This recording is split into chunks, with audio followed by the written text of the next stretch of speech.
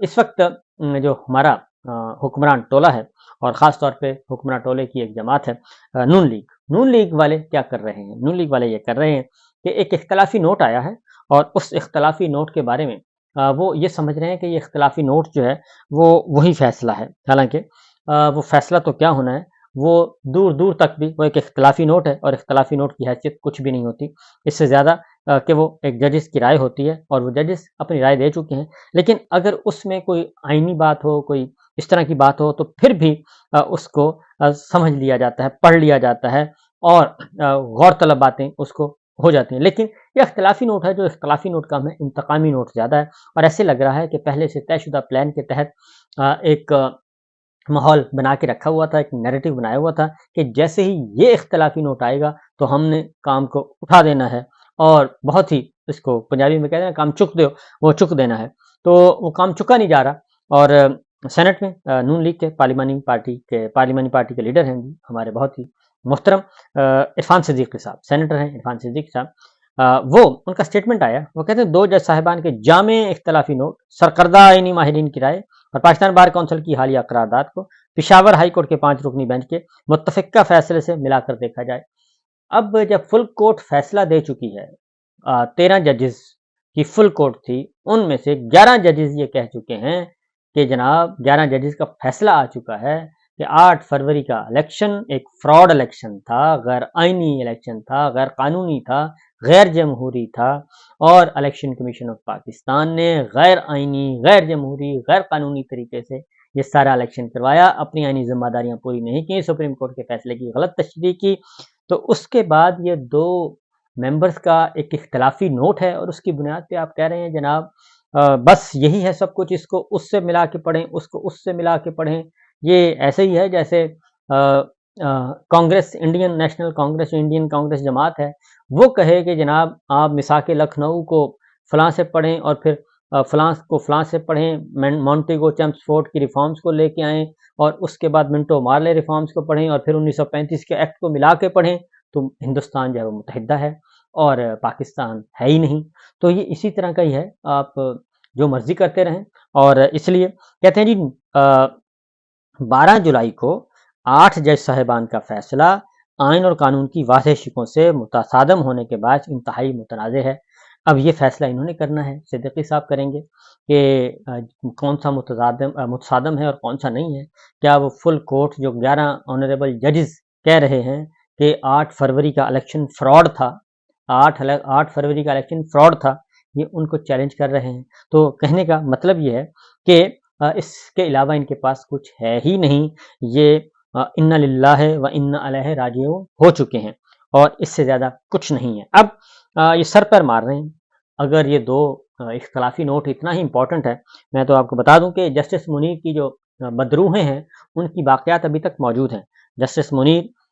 کی روح تو چلی گئی اور اللہ تعالیٰ کے پاس، اور یقیناً جو کچھ انہوں نے اس پاکستان کے ساتھ ظلم کیا ہے، سازشوں کے تانے بانے انہی کے زمانے سے شروع ہوئے، اور مولوی تمیز الدین خان کیس میں سندھ ہائی کورٹ کا فیصلہ مان لیا جاتا تو آج پاکستان کی یہ حالت نہ ہوتی۔ تو پہلا جسٹس منیر تھا جس نے یہ سارا کیا، اور دوسرا اگر ہم جرنیلوں میں دیکھیں تو وہ یحییٰ خان تھا۔ تو یہ سارے کے سارے بد کردار ہیں پاکستان کے، جنہوں نے پاکستان کو نقصان پہنچایا۔ بہرحال کل قومی اسمبلی کا اجلاس ہے اور قومی اسمبلی کے اجلاس میں ایک بار پھر الیکشن ایکٹ جو ہے وہ 2017 میں ترمیم کا بل منظور کرنے کی کوشش کی جائے گی، اور اس میں حکومتی رکن ہیں بلال اظہر پیانی صاحب، انہوں نے یہ بل پیش کرنا ہے۔ آپ کو معلوم ہے کہ سپریم کورٹ کا فیصلہ آنے کے بعد اب یہ ایک قانون سازی کر رہے ہیں، قانون ہی بدل رہے ہیں تاکہ سپریم کورٹ کے فیصلے پر عمل درآمد سے بچا جا سکے اور ایک رکاوٹ کھڑی کی جا سکے۔ اور وہ الیکشن ایکٹ میں ترمیم یہ ہے کہ آپ پارٹی تبدیل نہیں کر سکتے، جب آپ نے ایک دفعہ کہہ دیا کہ پھر آپ پارٹی نہیں تبدیل کر سکتے، اور یہ 2017 سے اس قانون کا اطلاق ہوگا، 2017 سے آج سے 7 سال پہلے۔ تو یہ نہ پہلے کبھی ہوا نہ آئندہ ہوگا۔ ہاں البتہ یہ سر پیر مار رہے ہیں، آپ زیادہ سے زیادہ یہ کر سکتے ہیں، یہ سر پیر مار رہے ہیں اور ان کو حاصل کچھ نہیں ہونا، کیونکہ یہی کچھ سوچا تھا بنگلہ دیش کی وزیر اعظم حسینہ واجد نے، اور یہی سوچ کے انہوں نے عوام کو بھیڑ بکریاں سمجھ لیا تھا اور پورے کے پورے سسٹم کو انہوں نے ایک نقیل ڈالنے کی کوشش کی تھی طاقت اور شہرت اور مقبولیت کے پس منظر میں. لیکن جب انہوں نے عوام سے ٹکرائیں اور جب ظلم ہوا اور ناانصافی ہوئی تو پھر بنگلہ دیش کے عوام نے وہ سب کچھ بھلا دیا، وہ ساری ترقی بھلا دی اور وہ اپنی آزادی کے لیے اب وہاں پہ اسٹرگل کر رہے ہیں. اور ہزاروں نہیں، سینکڑوں نہیں، لاکھوں لوگ اس وقت سڑکوں پر ہیں. اور اس کے باوجود کہ سپریم کورٹ جو ہے ان کو ایک سیف ایگزٹ دے چکی ہے، لیکن اب سپریم کورٹ کا جو سیف ایگزٹ ہے، وہ فیصلہ ہے، وہ بھی کام نہیں آ رہا. تو میں یہاں بھی یہی کہوں گا کہ یہاں پہ بھی سپریم کورٹ نے بہت دانش مندی کے ساتھ پاکستان کو ایک کرائسس سے نکالنے کی کوشش کی ہے اور ایک آئینی طریقے سے فیل کیا ہے. اور آنے والے دنوں میں اگر اس فیصلے پر عمل درآمد نہ ہوا تو پھر یہ آہنی طریقہ بھی استعمال کرے گی اور وہ سپریم کورٹ آف پاکستان ہی کرے گی. لیکن قاضی صاحب جو ہیں وہ دراصل ابھی بھی سازشوں کے تانے بانے بننے میں مصروف ہیں، کیونکہ ان کی جو لائف لائن ہے، ان کی لائف لائن یہی ہے کہ جناب وہ جاری و ساری رہیں. یہ سارے کے سارے مل بیٹھ کے یہ پلان کرتے ہیں اور سازشوں کے تانے بانے بنتے ہیں کہ میں آپ کو تحفظ دوں گا، آپ مجھے تحفظ دیں. تو جو لندن معاہدہ ہے اس کو ابھی تک یہ زندہ کرنے کی کوشش کر رہے ہیں، لیکن وہ معاہدہ جو ہے وہ زندہ ہو نہیں پا رہا. اور اس کی وجہ یہ ہے کہ اب ایک نہیں، دو نہیں، اس جعلی نظام کے اندر سوراخ ہی سوراخ ہو چکے ہیں اور یہ ریپیئر نہیں ہو سکتا. کیونکہ اس لیے ریپیئر نہیں ہو سکتا کہ جس جعلی نظام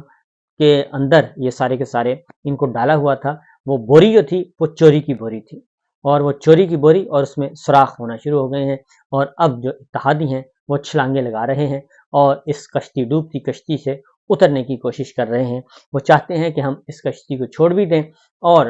ہمارے ذمے بھی نہ آئے. تو اگر اتحادیوں نے دیر کر دی تو پھر یقیناً اتحادی بھی اس نون لیگی کشتی کے ساتھ ہی ڈوبیں گے اور وہ بھی نہیں برقرار رہ سکیں گے، باقی نہیں بچ سکیں گے. تو یہ تو ایکچوئل صورتحال ہے. تو ثوابی جلسہ اس کے بہت زیادہ ہو چکی ہے جی، تیاریاں ہو رہی ہیں اور ثوابی جلسہ کل ہے. اور عمران خان صاحب کو 1 سال مکمل ہو گیا ہے آج جیل میں قید. آج سے ٹھیک 1 سال پہلے 365 دن پورے ہو چکے ہیں. آج سے ٹھیک 1 سال پہلے انہیں ایک ناجائز مقدمے میں سزا سنائی گئی، توشہ خانہ 1 میں سزا سنائی گئی. اور توشہ خانہ 1 میں جلدی سزا سنا کے ان کی عدم موجودگی میں سزا سنائی گئی اور ان کو ان کے گھر زمان پارک میں دروازے توڑ کر ان کے گھر میں داخل ہو کر ان کو اٹھایا گیا اور اٹھا کر اٹک جیل میں ڈالا گیا. اور اٹک جیل سے پھر ان کو اڈیالہ جیل رکھا گیا اور تب سے لے کے آج تک وہ گرفتار ہیں. اور ان پورے 1 سال میں 365 دنوں میں عمران خان صاحب کو بڑی پیشکشیں ہوئیں، لیکن انہوں نے ہر پیشکش مسترد کر دی اور وہ آئین اور قانون کے ساتھ کھڑے رہے. انہوں نے کہا کہ آئین اور قانون کو نہیں چھوڑا جا سکتا، پاکستان کے عوام کا مینڈیٹ واپس کرو، آئین کی بالادستی تسلیم کرو، قانون کی حکمرانی تسلیم کرو اور جمہوریت کے تحت اس ملک کو چلاؤ، باقی اور کچھ نہیں ہو سکتا. انہیں بیرون ملک بھیجنے کی بھی پیشکش کی گئی، وہ بھی انہوں نے مسترد کر دی. انہوں نے خاموش رہنے کی پیشکش کی گئی، وہ بھی مسترد کر دی. اور وہ اڈیالہ جیل میں موجود ہیں اور کسی قسم کا کوئی کمپرومائز کرنے کے لیے تیار نہیں ہے.